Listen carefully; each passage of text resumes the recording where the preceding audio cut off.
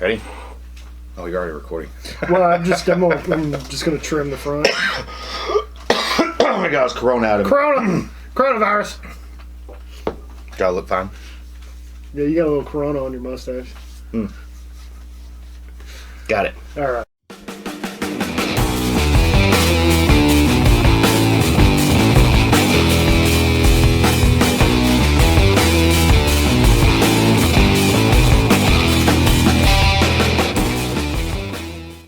Welcome back, everybody. I'm your host, Kelly Sparks, aka Red Beard. I have again with me my co-host, Mr. Curtis Harmon. Hello. Hello. So Curtis was kind enough to bring this sample by and actually do a tasting with me. Mm-hmm. I will, like always, or recently, be doing the Murray method of tasting where I spittle it out. Curtis, you can do as you will. Is there an advantage to it? I would say there is an advantage if you are doing like a blind tasting, Okay. where you're tasting multiple. I mean, All right. a dozen or more. You're not getting drunk, so Yeah. it doesn't affect you. Yeah. That makes sense. If you're doing a tasting where if it's any more than, I would say 5. What are you doing, cat? Being a cat. Being a cat, getting into shit. I would say if there's any more than 5 whiskeys, it probably has a benefit. Like he told us in that bourbon shootout that we had last year. I mean, he tastes from time to time. He'll taste 50 or more whiskeys a day. Good grief. And You can't. No. You can't swallow No. doing that. I mean, even if it was just a half ounce each time. Dude, 1/8 of an ounce. Yeah. I mean, That'll add up in a hurry. oh yeah. So. So my question on that is, just for clarification, is do you lose anything? I don't think so. You might lose a little on the finish or aftertaste, maybe the aftertaste, but I really don't think you lose a whole lot. Right. Now, you can't really report to people on what it's like when you swallow. Yeah. So That was a softball. I was going to hit it out, but I'm should going to leave it hanging out there. you should have. I'll lay them up for a reason. But yeah, I don't think there's any drawback behind it. Because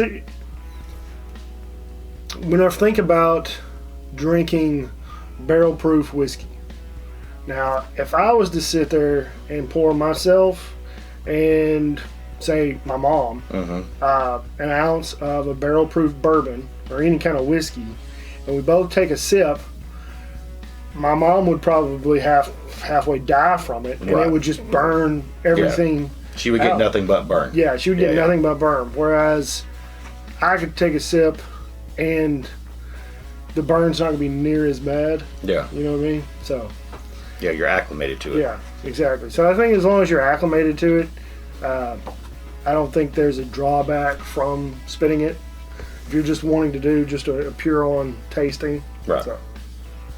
So actually, my wife found this bottle. It was going to be a surprise bottle for us on the podcast. Other things have come up, so we've yet to get to do it on the podcast. So you're getting the first day. I took one drink out of this like a week and a half ago, 2 weeks ago. Yeah. And I found it interesting enough to want to get your opinion on it. Hence me bringing it here. So it's Sensei whiskey. It says imported Sensei whiskey, product of J.A. Pan. J.A. Pan. There's literally nothing on the back. It Yeah. says product of Japan.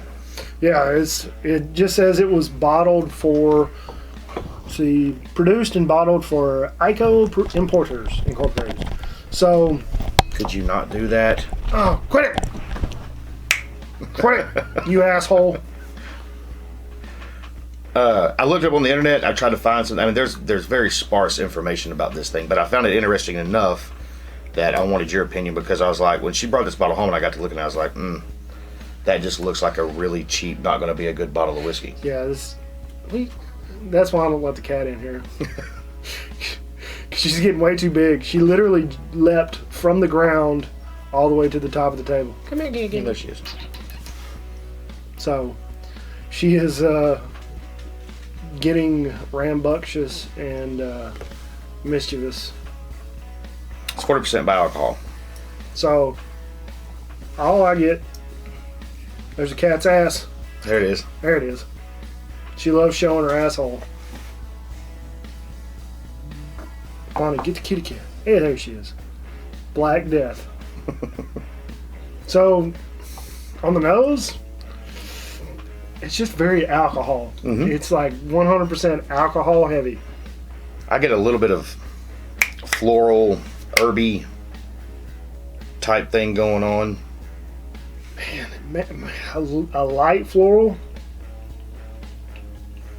She's chewing on the zip tie. But it's just alcohol. Yeah. Just alcohol. Oh, that one's got some boogies off in that one.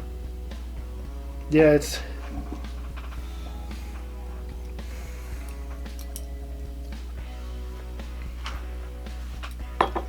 I don't want to say I want all yours. I'll tell you what I get after the fact. I'm gonna mark it down on my little. I got a little cheat sheet. Check this out, y'all. Mm-hmm. Bang. How cool is that thing?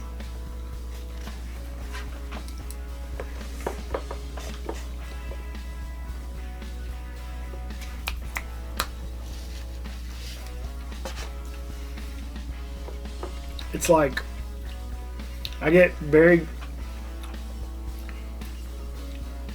There's minimal burn on the palate, but it's like grassy apples. Okay. See, I got apple. I'm not getting the grass. I get the apple, and like And maybe it's like a green apple. yeah, like a very tart Yeah, apple. we're gonna have to get her out of here. Let me handle this. Just grab her. There you go. Get her. Gotcha. And just toss her out the door and shut the door. There you go. Okay. And she's quick. For a little while. Yeah, right. But it's like green apples. You're like an underripe apple.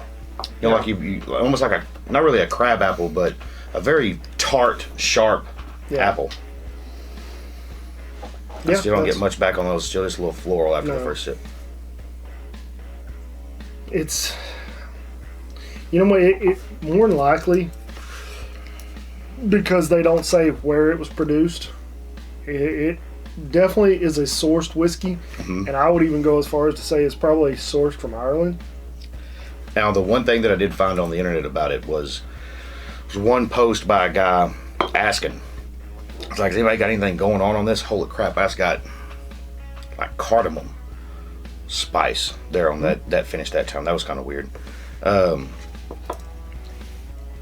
was a response to that said that rumor mill states that this might be Canadian juice. It could be, very well.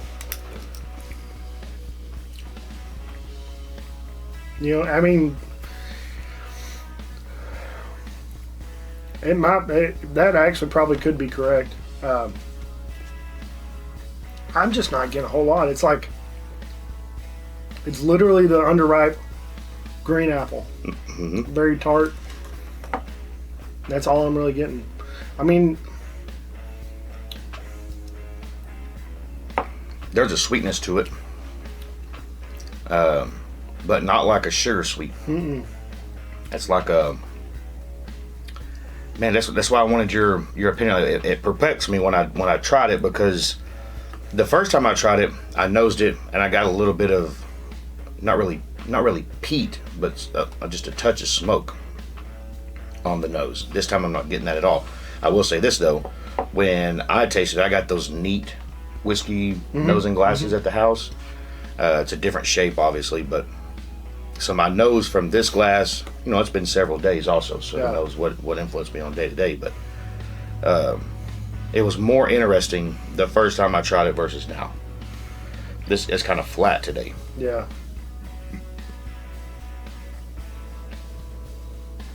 See, there's a little bit of medicinal in the nose for me at this point. There's some, not quite Band-Aid, not quite that medicinal Scotch thing going on the nose, but there's a hint of like some sort of medicinal, almost like iodine, a sweet iodine. That's strange. Yeah, it's like that. It's nothing there. I mean, it's probably, depending on where it was produced, it's probably a blend of different grain spirits, like how they do. I'm at a loss for words. Kind of like that bent Yeah, here in Texas, where they got several different mash bills that all end up together. I'm gonna see if it'll open up a little bit with some water. Oh, it'll probably just die. I mean, that's what I'm saying. It's a low proof already, but Yeah, why not? it's Why not see what happens? back over there behind the camera. It's not sharp at all, and I've had a couple of these where they're kind of a weak whiskey, and you put just a little bit of water on it, and they get really, really, really sharp. This is a smooth whiskey. I mean, it's very rounded. All the edges are very soft. There's not a whole lot of bite back from this one. No, it's incredibly smooth, but I'd have to give it a 2 for flavor. Yeah, there's not a whole lot going on there. Try. It's kind of weird because I'm gonna get up in just a the first time I had it, it seemed more complex that day, and that's why I wanted your opinion so badly on it. But right now, it is hitting pretty flat. Well, yeah, it just smells more like alcohol now. Yeah. Yeah, it literally smells like rubbing alcohol and hairspray. Hairspray. Yeah. You know the Aqua Net. Yep, It's like somebody's in there getting ready right now. And you walk through it and you get it all in your mouth. Yeah. It's like, come on, Mom, church has already started. We're late. What the hell? Yeah, Now it's really sharp. All those round. So I think they proofed it down exactly where it probably should be. Although I would like to see what this would taste like if they're shooing away a bunch of the flavors by bringing it down so far in the. I mean, obviously they're trying to make as much money off it as they can, right? But I would like to taste that at a higher proof. Of course, I want all my whiskeys at a higher proof, so that ain't saying much. I feel like it took some of that sour out of it, adding just a couple drops, but still, it's just, I mean, it tastes like whiskey. It's an easy drinker. Yeah, and I think that's probably what it was designed for, just to be easy on the palate and anybody can drink. This is definitely not for your whiskey connoisseur. No. And here's what I'm scared of. I mean, I shouldn't say I'm scared of it. It's not like it's my product, but I don't know that this would even be good in a cocktail. Because in my opinion, a cocktail, the whiskey should bring something to the party, not just the alcohol, right? This would probably be good in not a cocktail, but a mixer. You know what I mean? Yeah. It's a little different. A mixer would be like a Crown and Coke. Right. Whereas maybe cocktail, this and soda. Yeah. Something that's where you're not trying to cover up. You put any kind of flavor at all in this thing, and it's just all going to go away. Well, that's what Japan has gotten known for. They make a lot of. They've gotten really big into the highball mixers. Okay. So a lot of these whiskeys are designed for that over there. It's not meant to be ingested by itself. It's meant to be put in with like 7-Up or different sodas and garnish it with whatever. It's supposed to be drank more than likely at 15% alcohol. Gotcha. So they proof it down. So like it's like you said, you put anything else with it, it's just going to be completely covered up. Only thing it's bringing to the party is the alcohol. Yeah. Which in that case, why not just use vodka? Yeah. I would agree. That's why I say I think a good cocktail that's a whiskey-based cocktail, the things that you add to it should only be there to enhance. Yes, whiskey. Enhance or be complementary to the whiskey. I don't like a cocktail where it's like, hey, we're going to put 64 different things in here and then give you 2 shots of bourbon. It's like, well, no, I want the bourbon to be there. I want it to be present. This is going to get lost with even the. I mean, I think you even put it with Crown and Cokes. If you mix it right, you can still get some of the Crown. Yeah. This, I think, it just go away all the way. Oh, yeah. It's just such a light. It's kind of pretty in a way. I mean, it's nothing that's going to. It's not bad. I shouldn't say it's bad. It's just meh. Yeah. It is a meh whiskey. The aftertaste that I got going on right now is really just apple. Very faint apple. And that's it. So if you're about some apples. Yeah, if you like apples. I'll put my little diagram together here and show it to them. How you like them apples? But, yeah, it's. How much was it? I think she said it was under $40. It's like $32, $33. I wouldn't pay that again for it. No, not at all. Would not. Would not purchase it again, but thanks for letting me try it. Yeah. I mean, I'm kind of just, I want to visit it again. Because like I said, the first time I had it, there was something else going on there. And I don't know if it was just that day, Yeah. what I'd eaten that day, or just the mood that I was in. Because I just come home from being away for several days, and I walked into, I was like, I want to drink, and that was sitting right there on the counter. I was like, fuck it, I'm drinking this one. Could have been the situation. Right. So, I don't know if this means anything to y'all, but if you're following along, I think we're going to try to put some of these together. That's the diagram of what I got. you kind of got to get your face out of it, otherwise it won't. There we go. Think about that. Yeah. Pause and read. I